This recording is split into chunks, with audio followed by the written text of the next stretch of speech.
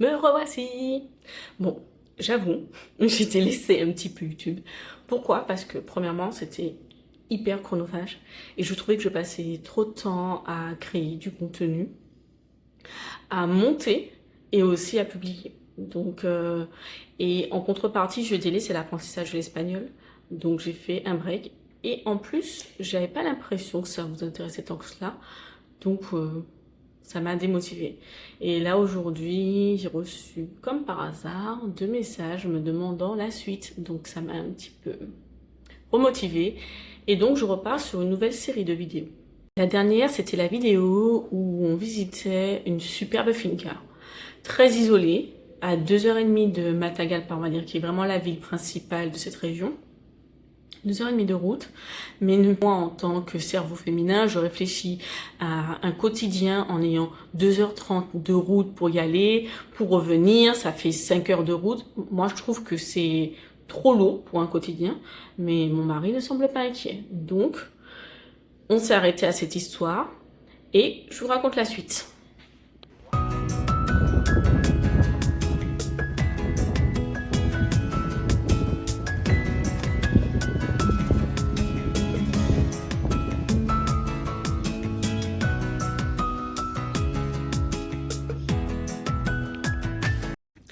Est-ce que vous vous souvenez du jour où votre compagnon est tombé amoureux de vous? Oui, le moment où vous avez senti que dans ses yeux, c'était pas pareil, qu'il y avait des cœurs, ben c'est exactement ça. J'ai bien compris que Yannick il est tombé amoureux de cette finca au point qu'il retourne, je crois le lendemain ou le surlendemain sans moi parce que moi j'étais malade, je pouvais pas y aller, voir cette finca. Malade et encore traumatisé par l'événement. Voilà. Et donc j'ai bien compris que cette finca lui avait fait un effet. Et du coup, il y est retourné avec le patron, qu'on va appeler Don Carlos. Tout le monde s'appelle Carlos au Nicaragua, donc on va l'appeler Don Carlos, et le mot Don, c'est une petite marque de respect. Donc il y retourne avec Don Carlos, il part le matin à peu près à 8h, et je crois qu'il y est retourné, il devait être 18h, quelque chose comme ça. Et en plus, il n'avait plus de batterie. Donc comment vous dire que je n'étais pas sereine, je n'y étais pas, et je pouvais pas le joindre. Il a mieux visité la finca parce qu'il y a en fait 2 parties. Comme très souvent, lorsqu'on a fait des visites de finca, on s'est rendu compte que les fincas avaient un titre de propriété, mais étaient divisés en 2 ou en 3 parce que il y avait un propriétaire principal qui s'occupait d'une partie et le frère ou la sœur ou je ne sais qui s'occupait de l'autre partie, mais sans avoir de titre de propriété. Donc dans le cas du monsieur, lui, il a le titre de propriété et il laisse sa fille s'occuper de l'autre partie. Sauf que sa fille n'a pas envie de continuer de s'occuper de cette finca sans la présence de son père. Donc lui, il vend la totalité de la finca. D'accord ?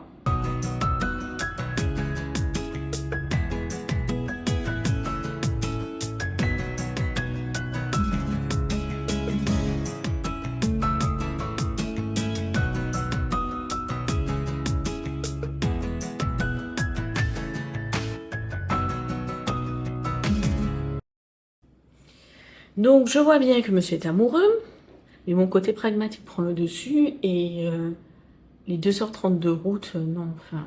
Mais bon, je laisse faire. Et moi, de mon côté, je n'arrive pas à oublier la finca que j'ai visitée. La première, celle entièrement de cacao. En gros, cacao.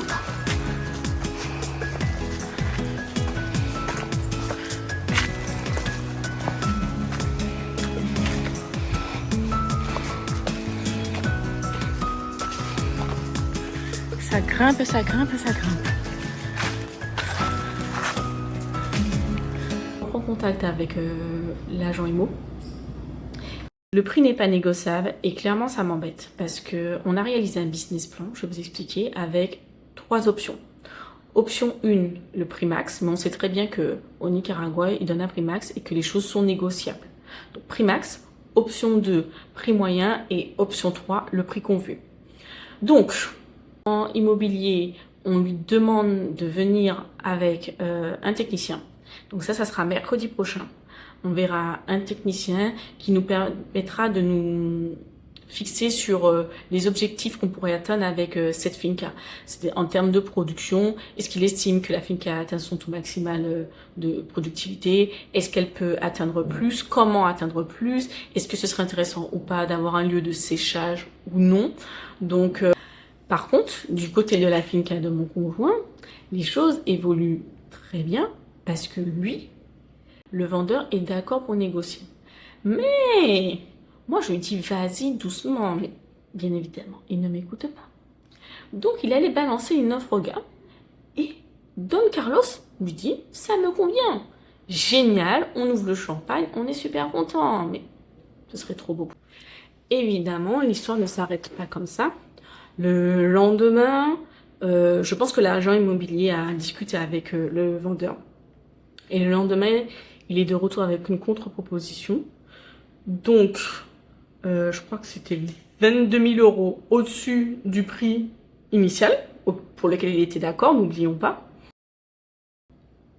Comment vous dire que il y a eu une perte de confiance, il y a eu 2 fois un changement de positionnement de prix.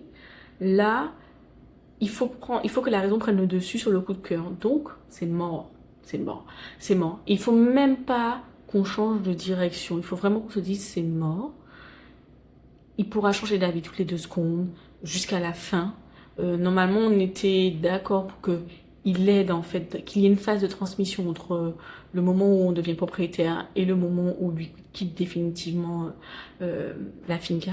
Mais même ça, on sent qu'il va pas accepter de jouer le jeu, donc on va pas prendre de risque. Du coup, d'une joie extrême d'avoir trouvé une finca, d'avoir trouvé potentiellement une deuxième qui était pas vraiment le prix qu'on voulait, bon, on est passé à une désillusion totale. Donc le business plan change totalement.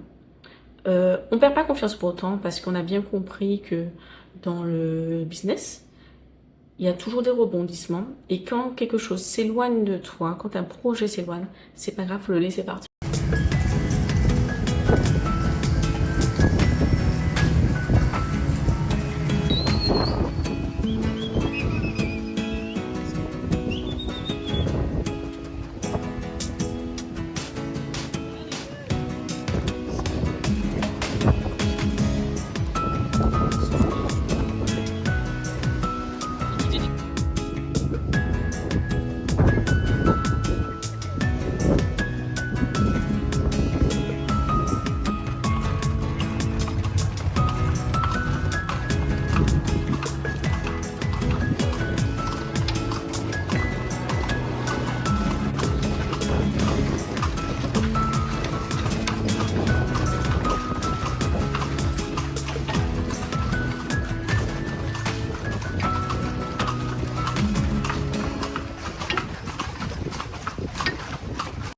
Mais très agréable.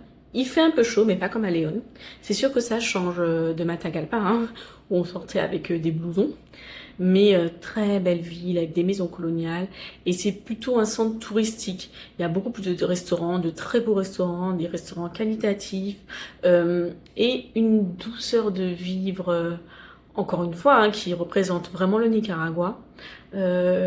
Tout le monde se donne rendez-vous sur la place, il y a toujours des animations, ou sinon le bord de lac. Donc je vais vous montrer des vidéos de ce fameux lac.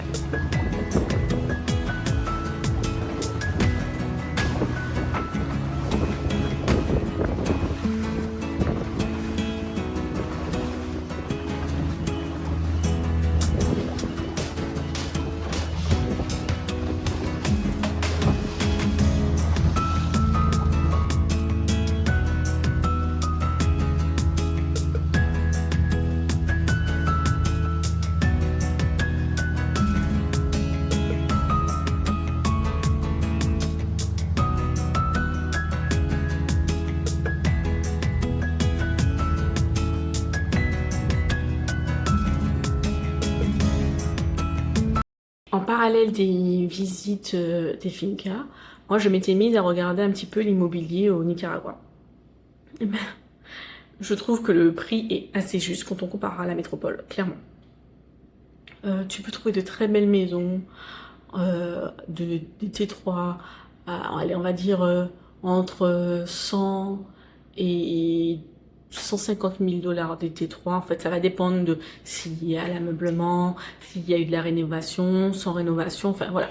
Mais en tous les cas, des maisons qualitatives à un prix plus que correct, et en plus c'est en dollars, donc je vous laisse faire la conversion en euros.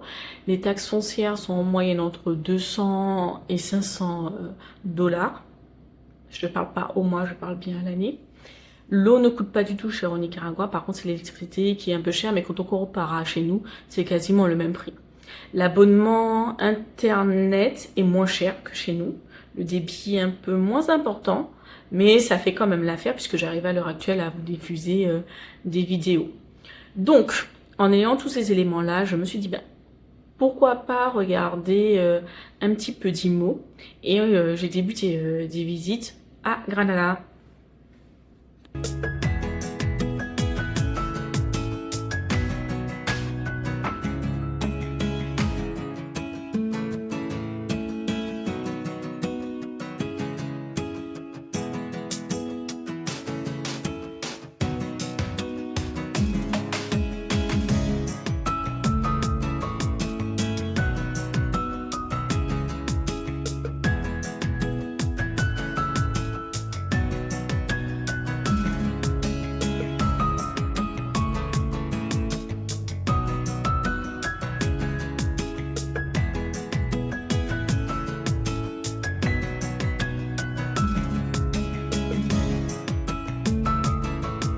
Allez, c'est parti. Donc, la partie IMO. Au préalable, j'ai fait énormément de recherches de maisons qui pourraient m'intéresser, et surtout de maisons avec beaucoup de charme. Je voulais pas de maisons modernes, je voulais vraiment une maison typique du Nicaragua, et il s'agit des maisons coloniales. Je savais qu'à Grenada, j'allais en trouver parce que selon mes recherches, Granada était la première ville construite par les Espagnols de l'Amérique centrale. Donc c'est pour vous dire comment elle est chargée d'histoire, en 1524. Et je savais que ça allait être vraiment un coup de cœur. Les rares photos que j'ai vues, ça me plaisait énormément. Donc je me suis dit, let's go, on va faire de l'IMO à Granada. Donc à Granada, nous avons contacté plusieurs agents IMO. Ce qui est assez étrange, c'est que pour une même maison, il peut y avoir au moins 3-4 agents IMO qui soient mandatés pour la vente. Bon, je pense que la notion d'exclusivité n'existe pas au Nicaragua, mais bon, ça, c'est un autre détail qu'on aura sûrement ultérieurement. Donc la première maison, c'est la Casa d'Osada. La Casa d'Osada, c'est un vrai coup de cœur. Elle mélange le côté colonial avec le côté moderne. Les couleurs, je les adore. Une petite piscine, j'ai pas besoin de plus. Et située à Grenada. Elle n'est pas riche, mais elle est à 10 minutes à pied, et à Granada, tout est plat, tout se fait facilement. Donc pour moi, sa localisation n'est pas un défaut, même si on peut trouver mieux. Encore une fois, quand on choisit d'acheter pour faire de la location, en fait, je pense qu'il y a tout pour tout type de clients. Certains veulent être dans le cœur, pour ne pas avoir à marcher beaucoup. D'autres préfèrent s'éloigner du cœur historique pour avoir plus de tranquillité. Certains préfèrent être à l'hôtel, d'autres préfèrent être dans un Airbnb pour pouvoir cuisiner. C'est vraiment propre à chacun, donc il ne faut pas cloisonner. Mais c'est vrai que si on doit checker différents points, si on veut avoir plus de choses, plus d'avantages de notre côté, si on est proche du centre-ville, du cœur historique, c'est mieux tout de même. Nous avons visité 2 fois cette maison, visite contre visite. Et dès la première visite, j'ai vu qu'il y avait un défaut. C'est une attaque de termites sur l'une des poutres donnant sur la partie extérieure de la maison. Et là, ça m'a mis la puce à l'oreille. À l'heure actuelle, on ne voyait plus les termites, mais on voyait bien que la poutre avait été bien attaquée. Il faut comprendre que au Nicaragua, contrairement à la métropole, il n'y a pas de diagnostic technique à fournir pour la vente. Ça n'existe pas. Donc c'est soit tu veux, tu prends, soit tu ne veux pas, tu prends pas. Et c'est vrai que pour le coup, ce petit élément français me manque, parce que sur le plan électricité, sur le plan termite, ben, ce petit bonheur à la chance, en fait, tu dois croire ce qu'ils te disent. Et pour le coup, grâce à cette maison, j'ai vu qu'on ne pouvait pas croire entièrement ni les agents IMO, ni les vendeurs, puisque à la deuxième visite, on s'est rendu compte que les racines des palmiers avaient traversé la dalle de la terrasse extérieure pour rejoindre la piscine et ça va fissurer en fait l'espace entre la dalle et la piscine. Et ça, je ne l'avais pas vu dès le début. Donc voilà l'importance de faire une contre-visite. Et bien évidemment, l'agent IMO ne nous l'avait pas dit. Je comprends mieux maintenant pourquoi cette maison n'est pas vendue. Enfin, moi, je ne comprenais pas. Je pense que cet élément-là est quand même lourd dans la balance. Autant les termites, je pense que c'est jouable de retirer une poutre, de remettre une poutre, de refaire un traitement global, sachant que nous, on a vu que la partie visible, donc on ne sait pas comment c'est ailleurs. Mais la notion d'infiltration par les racines, ça, je pense que c'est compliqué. C'est peut-être ça qui fait qu'à l'heure actuelle, elle ne soit pas encore vendue, cette maison. Et je crois que ça fait 2 ans.